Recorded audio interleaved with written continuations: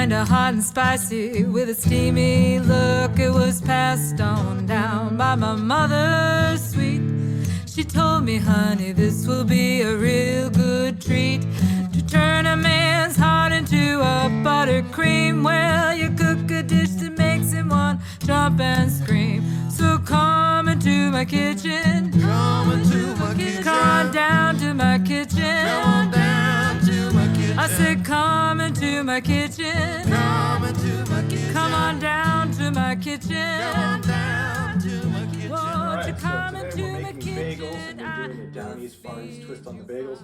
I've got one dough already prepped, and this is our Lapsang Souchong tea bagel dough. This dough, we saw how we ground up that tea. We did that specifically because we actually use twice as much tea as you would normally use to make tea, so it's super strong. And by grinding it up, it extracts even more flavor because once it goes into the dough, it kind of mutes itself out a little bit. So this way we really get that tea flavor coming through in the dough. And then in this bowl, we're gonna make another set of dough. This is, again, our straight kind of traditional New York style bagel dough. It's just high gluten flour. I've got about 604 grams of flour, yeast, salt, malt barley, which is kind of your traditional sweetener for a bagel. And then we're gonna add to this some green onions. So this is the Chinese flavor base that Chris talks about a lot. So we've got some green onions that we've chopped up. And I've got some fresh ground or kind of grated ginger and some dry granulated garlic. And the garlic, once the dough gets baked in the oven, the steam that escapes your bagel will rehydrate that garlic. And I found that it's easier to add garlic that way into the dough and let it cook up than it is to top it, because when you top it, it tends to scorch the garlic. So we're just going to set this up in the mixer.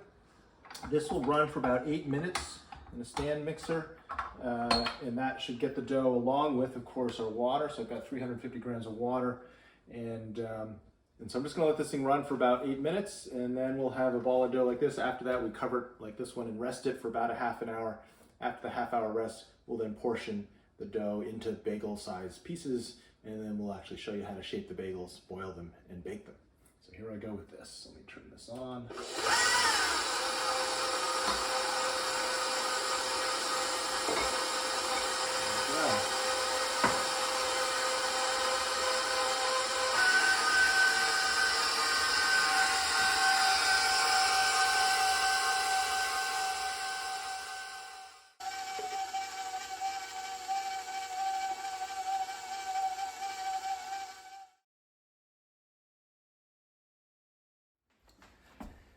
So here's how we're going to make some flavoring for our tea bagels. And what we're going to do is just put this right into this blender, which is pretty amazing. So we've got 6 ounces? 6 grams. 6 grams of this smoked tea, which was actually invented by mistake. Some farmers were trying to rush their product to market, and they smoked it over pine boughs. And lo and behold, it sold out and became the signature tea. What's great about this is that, oh, wait a minute, got the wrong one. What's great about this is that we can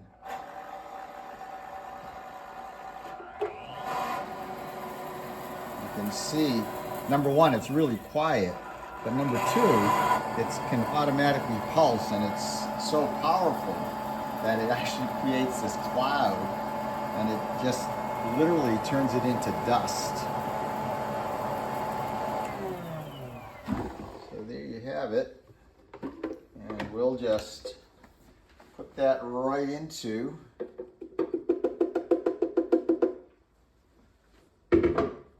teapot. We've got some boiling water here, and we'll just put in about a cup of boiling water, and in 2 minutes we will have tea for our bagels. Okay, so This is our tea dough, and you can see it's already rising. This has been sitting for about a half an hour, maybe a little less even. This dough moved along pretty quick because that tea was warm, and so the yeast got all happy. So anyway, we're going to now just simply portion this dough out so that we can have similar sized bagels. I think this is one of those things that some people forget, that they've got a scale and then they want same size bagels, and instead of trying to cut the dough into equal sized pieces, we can just weigh it and make sure that they really are. So I'm going to weigh the whole ball here, 993, and I should have done this before. Yeah, so that's going to be about, because we're shooting for 8 bagels here, so that's going to be about 124 grams per bagel. And it's fine that I'm pressing out all the air, because actually we don't really want a lot of air in the dough, because otherwise we'll have a really airy bagel. And if you want a dense crumb, then that's what you want. So first thing you can do is just literally punch a hole in this and wind this out. Now look, there's a bagel. But that gets it a little easier to do this. So 124 grams is that much, not really, 131. So we just go through here and do this to each of these until we get 124 gram pieces. There's 124. And portion all of these. And then once they're all portioned, we're going to take each of these little things and make one nice smooth ball. And so you can do this like if you're a bread maker.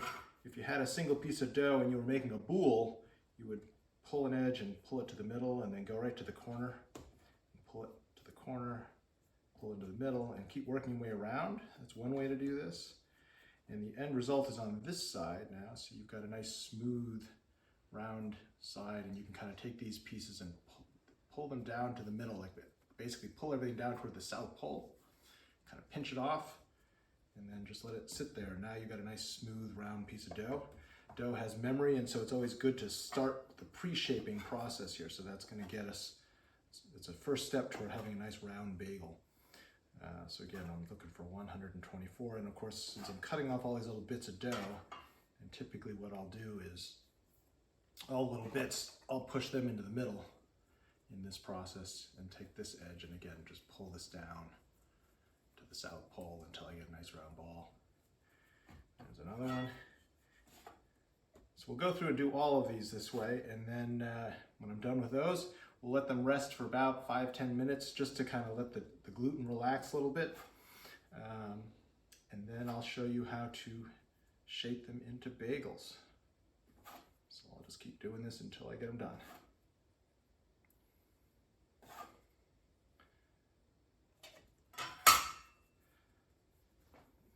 So just to rest these things, I've placed them on this half-sheet tray, and there's nothing on the tray because they're only going to sit here for about 5-6 minutes.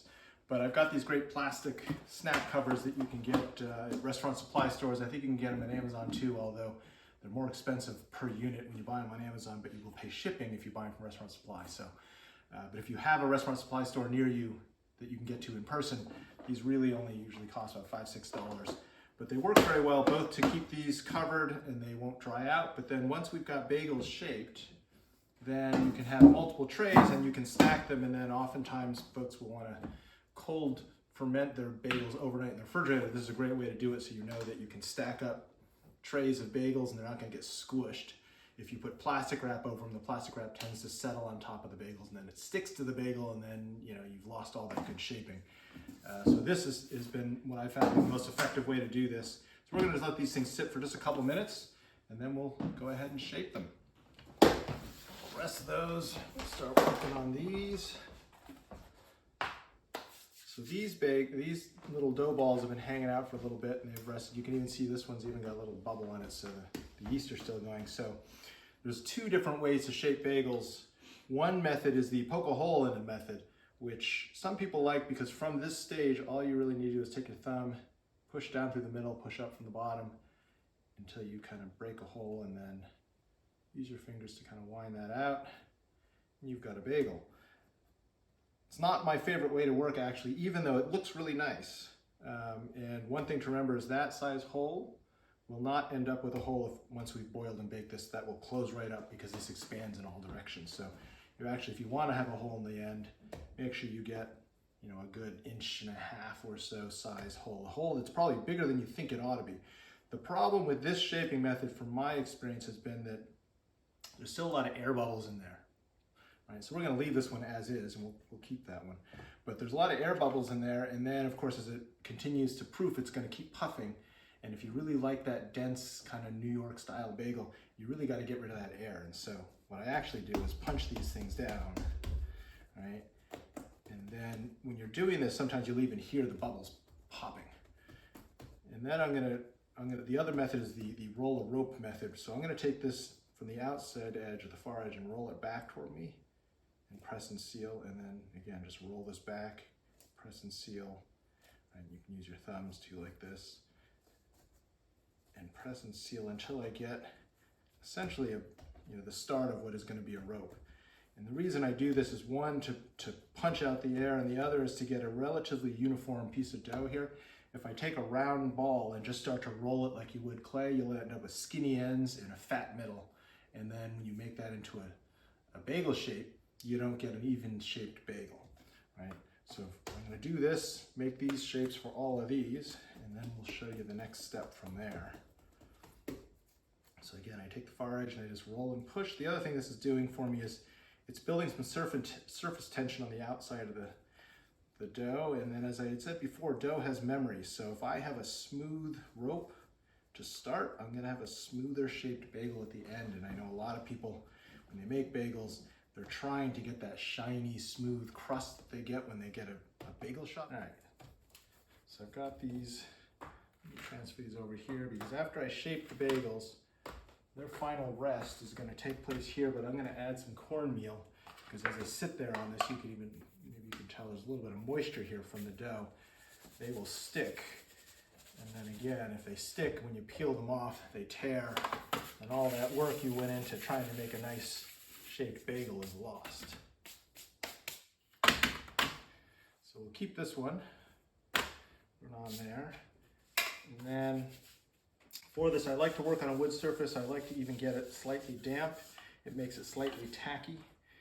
So here's the rope method. The traditional bagel shop places, you'll see them, they'll roll out something just long enough that they can wrap it around their hand and overlap just a bit, and then roll the seal, and there's their bagel. But you can even see in doing that, this portion here where I sealed is a little skinnier than this side.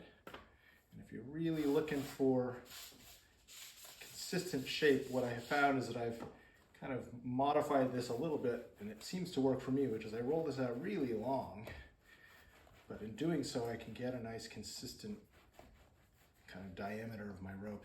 And I go around my hand twice and then just overlap. But what it means is I have to roll the seal and work my way all the way across, so that now that I've got a double strand, I've got to seal the whole thing.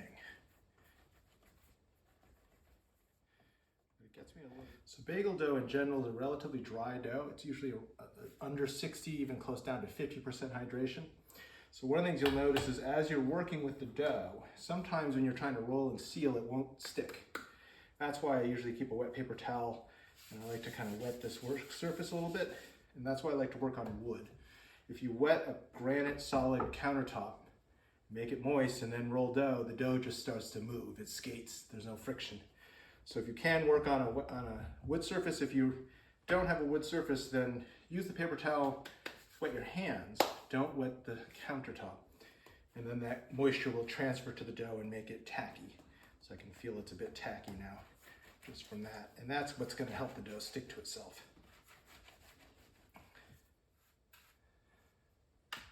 There you go. So cover those up and let them rest for about half an hour or so. All right, so these bagels have been hanging out for about 20 minutes. They're ready to go. If we had done a long overnight cold proof in the refrigerator, I would say you want to let them sit out on the counter for at least about a half an hour just to kind of get a little bit warmer. The water is boiling. This is about 2 quarts or so. I'm going to add in a big glug of this malt syrup, which is moving really slow. But that's going to add a bit of sweetness to the water, It'll also help to coat the bagels with a little bit of sugar, which then helps with the caramelization and helps you get that crisp, shiny crust that we're used to with a bagel. And then we do want this water to have a nice, good rolling boil. If it's boiling so much that it's spitting at you, then you can always turn it down a little bit so you don't burn yourself. I've got a wire rack set up here, so I'm going to put them into the water, boil them, pull them back out onto wire rack to let some of the water drip off. And then because I need a little bit of gymnastics with my pan, I'm going to need to dump out this cornmeal we had placed out, put some parchment paper down so that I can then transfer them onto the parchment to bake. Right? And so we want to make sure that we put them on the parchment for the baking, because after they come out of this sugary water, if you just place them on a bare pan, it turns into glue when they bake, and then you'll have a very disappointing day trying to scrape your bagels off of the sheet pan. Okay, that's fine. All right. All right, so as far as the boiling goes, you'll see all kinds of recommendations online for a minute to 2 minutes aside. Personally, I would say it's far too long. I usually go maybe 20 seconds or so, and then I flip them over. If you make bagels and they end up being wrinkly, it's because they boiled too long, and they effectively overproofed, and so the bagels puffed up, and they essentially kind of collapsed on themselves, and that's where you get the wrinkles. All right, so that one I've already flipped. That was the first one that went in. And you can even see, actually, these four, I don't know if you can tell, but this one over here, that was the poke a hole in the bagel method, and you can see it's actually bigger than these guys. It's puffed up, as I kind of explained before. There was more air bubbles trapped in there that never came out because I didn't squish the dough down. Right? And so it'll be yet to be seen how that one ultimately turns out in the end. But let's pull these guys out. The reason that we boil a bagel is because this hot water will begin to cook the bagel, and it actually starts what typically in a bread would be called oven spring. It also gelatinizes the crust, and so the starches on the outside of the bagel absorb a bunch of this water, and then in the baking process, that's what leads to a nice crust. So if you've been doing some other pandemic baking and you saw things about baking boules of bread in a Dutch oven, the reason you did it in the Dutch oven was to trap the steam that escaped the bread, and in turn then faking having a steam injected oven, right? And that steam injection is what helps to create that crust, because that moisture gelatinizes the starches on the outside of your bread, and then it crisps up and you get that nice crust. And so that's what boiling the bagel does. It also then essentially sets the crust, and that's why when they bake in the oven, they don't really blow up that much more, so you don't get like big giant oven spring like you see in some breads, and that's what helps to lead to that denser interior that we're used to in a bagel, as opposed to the bready, soft interior crumb that you get in most breads. All right, so I'm going to start pulling these guys out. Now, if we were topping these with sesame seeds or something like that, as they're kind of damp and wet, that's when we would simply drop them into a big bowl filled with seeds, and then the seeds would stick, and then we would just simply bake them that way. We're not going to cover these with anything. We're just going to transfer them onto this sheet pan here, and then bake them.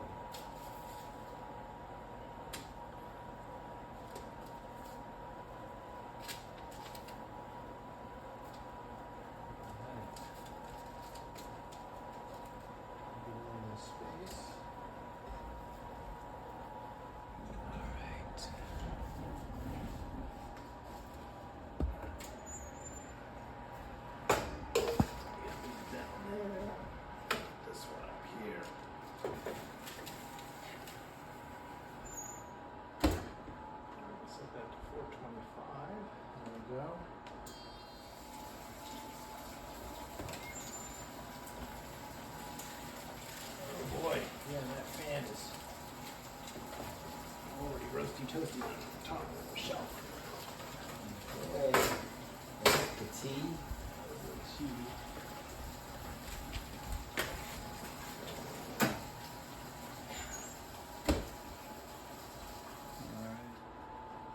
All right. Let's take a look at these things. We cut down the time a little bit because the convection is on in the oven. And let's see. Ooh, some of them got a little bit over toasted because of the convection. That's what happens. You don't bake in your own oven. These look good. There we go.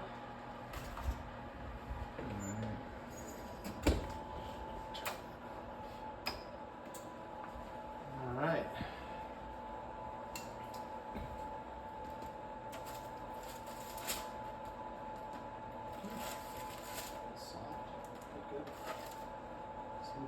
I'm going to transfer these to a wire rack just to let them cool a little bit.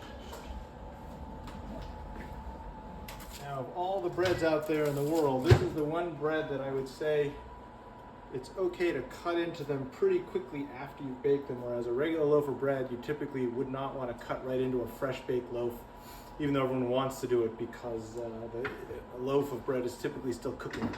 Bagels are small enough that they're pretty much cooked through, so you don't have to wait. I'm going to give them a minute or two just because they're a little too hot to handle. But nothing beats a fresh baked hot bagel right out of the oven. And so we're going to test out both this kind of Chinese flavor base bagel. I guess we got to come with a good name, the Dragon Bagel. Maybe we add a little hot pepper to it. We call it a Dragon Bagel. And then we've got the Suchong Lakchung smoked tea bagel. And these, you smell it, so it's good.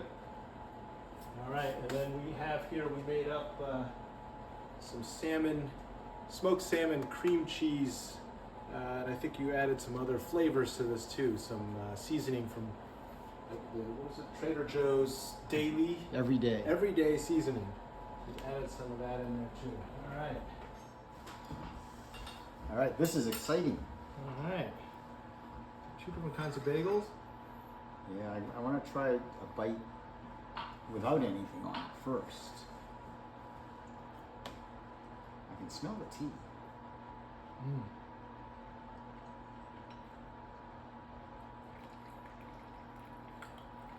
Good, similar to the Earl Grey bagels I made before. Well, you tell me if you think you would know this was this tea, or you just know there's a flavor there that's not normally in a bagel. There's a bit of a smokiness to it. All right, so this is the smoky, right?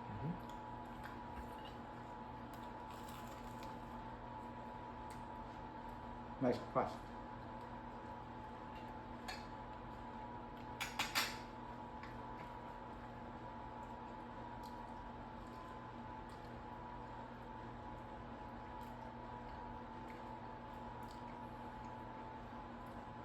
Yeah, it's there.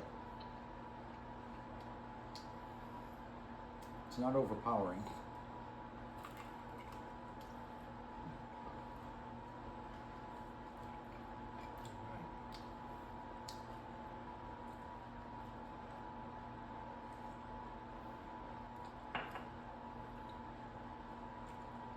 This definitely has a Chinese flavor to it. Almost when I first bit into it and the aroma hit my nose, it reminded me of eating a bao. Actually, it reminds me of kind of what it would be like to walk into a Chinese restaurant like that. That kind of smell kind of permeates. Won't you come into my kitchen? Come on down to my kitchen. Won't you come into my kitchen and I will